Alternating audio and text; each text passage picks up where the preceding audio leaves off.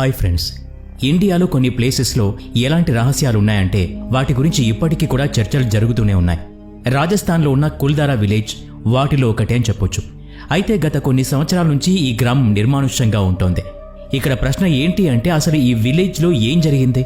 ఎందుకని ఆ విలేజ్లో ఉండే 600 కుటుంబాలు సడన్గా రాత్రికి రాత్రి మాయమైపోయాయి? ఈ సంఘటనకి సంబంధించి ఎవరికీ కూడా ఏమీ తెలియదు. ఈ విలేజ్ పూర్తిగా నిర్మానుష్యంగా మారడానికి అసలు కారణం ఏమై ఉంటుంది? ఎందుకని ఇప్పటికీ కూడా ఈ విలేజ్లో ఎవరూ కూడా నివసించడం లేదు? సో ఈ వీడియోలో కుల్దారా విలేజ్కి సంబంధించిన కొన్ని రహస్యాల గురించి తెలుసుకుందాం. అందుకని ఈ వీడియోని ఎక్కడా స్కిప్ చేయకుండా పూర్తిగా చూడండి. మరింకెందుకు ఆలస్యం, let us start today's episode. ఒకవేళ మీరు అక్కడికి వెళ్ళినట్లయితే అక్కడ ఉండే పరిస్థితులను చూసి మీకు అసలు అక్కడ ఏమి జరిగింది అని తెలుసుకోవడానికి చాలా క్యూరియాసిటీ వస్తుంది. ఎందుకంటే ఒకప్పుడు అందంగా ఉండే ఈ విలేజ్ ఇప్పుడు చూడ్డానికి ఒక ఎడార్లా మారిపోయింది.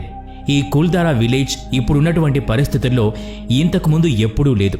దాదాపు 200 సంవత్సరాల ముందు నుంచి ఇప్పటి వరకు ఈ కుల్దారా విలేజ్ ఖాళీగా మరియు నిర్మానుష్యంగా ఉంటూ వస్తోంది. అయితే ఒకానొక సమయంలో ఈ విలేజ్ చాలా అందంగా మరియు అన్ని సౌకర్యాల్ని కలిగి ఉండేది.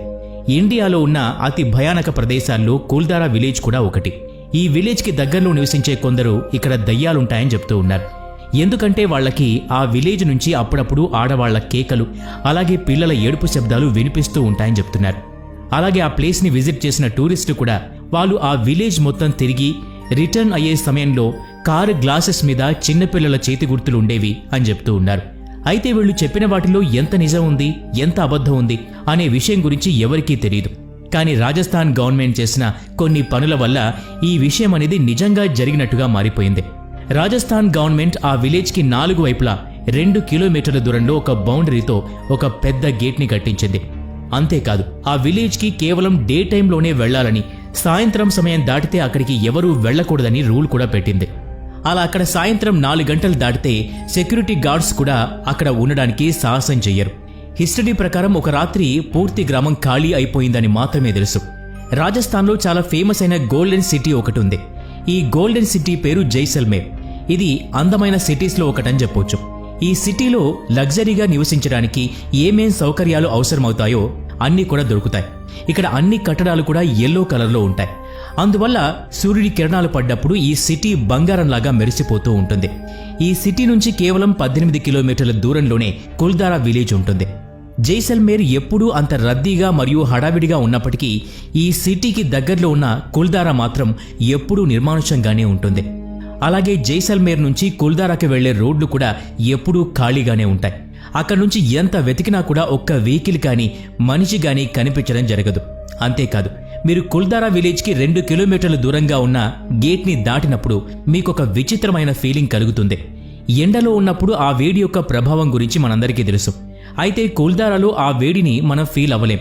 హిస్టరీ ప్రకారం 1291లో జైసల్మేర్కి 18 కిలోమీటర్ల దూరంలో ఉన్న కుల్దారా విలేజ్లో పలివాల్ బ్రాహ్మిన్స్ స్థిరపడి ఉండేవారు. ఇక్కడ దాదాపు 600 ఇళ్లు ఒకే దగ్గర కలిసి ఉండేవి. ఇక్కడ మీకు చెప్పాల్సిన విషయం ఏంటంటే ఈ జాతి ప్రజలు బాగా చదువుకున్నవారు, అలాగే ధనవంతులు కూడా. వీళ్లలో చాలామంది విజ్ఞానవంతులుగా కూడా ఉన్నారు. ఎందుకంటే వీరు ఆ సమయంలో మంచి టెక్నిక్ని యూజ్ చేసి ఇళ్లను కట్టుకునేవారు. అలాంటి ఇళ్లు ఇప్పటికీ కూడా అక్కడ ఉన్నాయి. ఇక్కడ ఆశ్చర్యం కలిగించే విషయం ఏంటంటే అంత పురాతన ఇళ్లు కూడా ఇప్పుడే కట్టిన కొత్త ఇళ్లులాగా కనిపిస్తాయి. ఇక్కడ నివసించిన ప్రజలు చాలా ఐక్యతగా ఉండేవారు. అక్కడ వేడిగా ఉన్న వాతావరణంలో కూడా వాళ్ల ఇళ్ల లోపలికి చల్లటి గాలులు వస్తూ ఉండేవి. వీళ్ల యొక్క ఈ స్పెషల్ టెక్నిక్ గురించి రీసెర్చ్ కూడా జరిగింది. అప్పుడు తెలిసిన విషయం ఏంటంటే ఇక్కడ వర్షపు నీరు వేస్ట్ అవ్వకుండా భూమి లోతుకు వెళ్లి స్టోర్ అవుతూ ఉండేది. అందువల్ల వీళ్లు తార్ లాంటి ఎడార్లో కూడా నీళ్లకి ఇబ్బంది లేకుండా జీవించడం జరిగింది. కానీ ఇక్కడికి అందరికీ వచ్చే ప్రశ్న ఏంటంటే ఇంత డెవలప్డ్ విలేజ్ ఎందుకని ఇప్పుడు నిర్మానుష్యంగా తయారైంది? ఇదంతా కూడా సాలం సింగ్ వల్ల జరిగింది. సాలం సింగ్ జైసల్మేర్కి మంత్రి అని చెప్పొచ్చు. కుల్దారా కూడా అతని రాజ్యంలోకి వస్తుంది. ఈ సాలం సింగ్ చాలా క్రూరుడు. అయితే ఇతని క్రూరత్వం వెనుక ఒక స్టోరీ దాగి ఉంది. అదేంటంటే సాలం సింగ్ 11 సంవత్సరాల వయసులో అతని తండ్రిని రాజద్రోహం అనే ఆరోపణ మీద గొంతు కోసి చంపేశారు. అప్పుడు సాలం సింగ్ తండ్రి కూడా మంత్రి పదవిలో ఉండేవాడు. అలా ఈ సంఘటన జరిగిన తర్వాత సాలం సింగ్ దయాదాక్షిణ్యాలు లేకుండా చాలా క్రూరంగా మారిపోయాడు. ఇంకా ఏం చెప్తూ ఉంటారంటే సాలం సింగ్కి తన రాజు సోనార్ అంటే పడదు. అందువల్ల సాలం సింగ్ సోనార్ రాజమహల్ కంటే తన మహల్ ఎత్తులో కట్టించుకున్నాడు అని చెప్తూ ఉంటారు. రాజమహల్ కంటే మంత్రి మహల్ ఎత్తులో ఉండటం సోనార్కి నచ్చలేదు. అందువల్ల సోనార్ సాలం సింగ్ మహల్లో పైన ఉండే 2 గోపురాల్ని కూలగొట్టించాడు. అలాగే సాలం సింగ్కి స్త్రీల విషయంలో కూడా చాలా చెడ్డ పేరుంది. అందువల్ల ఒక్క మహిళ కూడా అతని మహల్ దగ్గరికి వెళ్లకుండా ఉండేది. అయితే ఒకానొక సమయంలో సాలం సింగ్ కుల్దారా విలేజ్కి వెళ్ళాడు. అప్పుడు అతని దృష్టి అక్కడ ఉన్న ఒక పండితుడి కూతురు మీద పడింది. అప్పుడు ఆమెను పొందేందుకు సాలం సింగ్ ఆ పండితుడి కుటుంబం మీద రకరకాల పన్నులు వేయించాడు. అలా అయినా ఆ కుటుంబం లొంగుతుంది అని అతని ఆలోచన. కానీ ఆ పండిత కుటుంబం చాలా డబ్బున్న వాళ్ళు అవటం వల్ల సాలం సింగ్ ప్రయత్నమంతా బూడిదలో పోసిన పన్నీరైంది. దాంతో సాలం సింగ్ ఎంత దిగజారిపోయాడు అంటే ఎన్నోసార్లు పండితుడి కూతుర్ని ఎత్తుకెళ్ళడానికి కూడా ట్రై చేశాడు. కానీ అలా చేయటంలో కూడా సఫలం కాలేకపోయాడు. అలా ఎన్నోసార్లు ఓటమిని చూసిన సాలం సింగ్కి ఆ అమ్మాయిని ఎలాగైనా పొందాలి అని కోరిక బలంగా మారింది. అలా ఆ కోరిక ఎంత పీకి వెళ్ళింది అంటే నెక్స్ట్ పౌర్ణమి రాత్రికల్లా ఆ పండితుడి కూతుర్ని తన మహల్కి పంపించకపోతే ఆ తర్వాత రోజే సైన్యాన్ని తీసుకొచ్చి ఆ విలేజ్ మీద దాడి చేయాల్సి వస్తుంది అని సందేశం పంపించాడు. ఆ సందేశం తెలిసిన గ్రామం మొత్తం చాలా భయానికి గురైంది. ఆ తర్వాత గ్రామంలో ఉన్న ప్రతి ఒక్కరూ కూడా ఈ విషయం గురించి పరిష్కారం చెప్తూ ఉన్నారు. కానీ ఎవరూ కూడా సరైన పరిష్కారం చెప్పడం లేదు. అలాగే వాళ్ళకి ఆలోచించడానికి ఎక్కువ సమయం కూడా లేదు. ఎందుకంటే పౌర్ణమి రావడానికి కేవలం కొన్ని రోజులు మాత్రమే ఉంది. సమయం తక్కువ ఉన్నప్పటికీ విలేజ్లో ఎవరూ నోరు మెదపడం లేదు. అందుకని అదే రోజు ఒక మందిరంలో గ్రామం మొత్తం పంచాయతీని ఏర్పాటు చేసింది. ఆ తర్వాత ఆ విషయం గురించి డిస్కషన్ మొదలైంది. కొందరైతే మనం వాళ్లతో పోరాడదాం అంటున్నారు. కానీ వీళ్ల సంఖ్య చాలా తక్కువగా ఉంది. అందువల్ల ఈ ప్లాన్ వర్కౌట్ అవ్వలేదు. కొందరైతే పండితుల ఫ్యామిలీని గ్రామం వదిలి వెళ్లిపోమని సలహా ఇచ్చారు.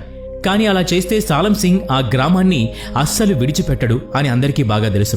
అందుకని గ్రామంలో ఉన్న అందరూ కూడా ఒకే మాట మీద నిలబడి ఎవరికీ తెలియకుండా ఆ గ్రామాన్ని వదిలి వెళ్లిపోదాం అని నిర్ణయం తీసుకుంటారు. మేబీ దీన్నే ఐకమత్యం అంటారేమో. ఈ రోజుల్లో అయితే ఈ ఐకమత్యాన్ని మనం ఎక్కడా చూడలేం. ఎందుకంటే ఈ కాలంలో పక్కింటివాడు ఏమైపోయినా పట్టించుకొని సమాజంలో జీవిస్తున్నాం.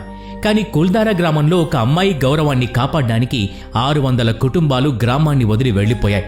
కుల్దారా ప్రజలు మనిషి గౌరవాన్ని పోగొట్టే పని ఎప్పుడూ చేయమని చెప్పుకుంటూ ఉంటారు. అయితే వీళ్లు గ్రామాన్ని వదిలి వెళ్తున్న సమాచారం సాలం సింగ్కి తెలియకుండా ఉండటానికి ఆ నిర్ణయం తీసుకున్న రోజునే రాత్రి సమయంలో గ్రామాన్ని వదిలి వెళ్లిపోవాలి అని నిర్ణయం తీసుకున్నారు. అలాగే వాళ్లతో కేవలం విలువైన వస్తువుల్ని మాత్రమే తీసుకెళ్లాలి అని ముందే అనుకున్నారు. అలా కుల్దారా ప్రజలు కేవలం విలువైన వస్తువుల్ని మాత్రమే ప్యాక్ చేసుకుని మిగతా వస్తువులన్నింటినీ వదిలేశారు. అదే రాత్రి వెళ్లే నిర్ణయం తీసుకోవటం వల్ల ఎక్కడి పనులు అక్కడ వదిలేసి గ్రామాన్ని వదిలేసి అందరూ వెళ్లిపోయారు. అలా వాళ్ళు వెళ్తూ ఇక గ్రామంలో మున్ముందు ఎవరూ కూడా నివసించరు. ఒకవేళ ఎవరైనా నివసించడానికి సాహసం చేసినా కేవలం కొన్ని రోజుల్లోనే అక్కడ నివసించక వెళ్లిపోతారు అని శాపం పెట్టి వెళ్లిపోయారు. అలా 3 రోజులు గడిచిన తర్వాత పౌర్ణమి రోజు రానే వచ్చింది. అప్పుడు సాలం సింగ్ కుల్దారా గ్రామానికి వెళ్లడానికి సిద్ధమవుతూ ఉంటాడు. అలా గ్రామానికి చేరుకోగానే సాలం సింగ్ ఒక్కసారిగా షాక్కి గురవుతాడు. ఎందుకంటే ఆ గ్రామంలో కేవలం ఇళ్లు తప్పితే ఇంకేమీ లేవు. అలా సాలం సింగ్ గ్రామం మొత్తం వెతకటం మొదలు పెడతాడు. కానీ ఒక్క మనిషి కూడా కనిపించాడు.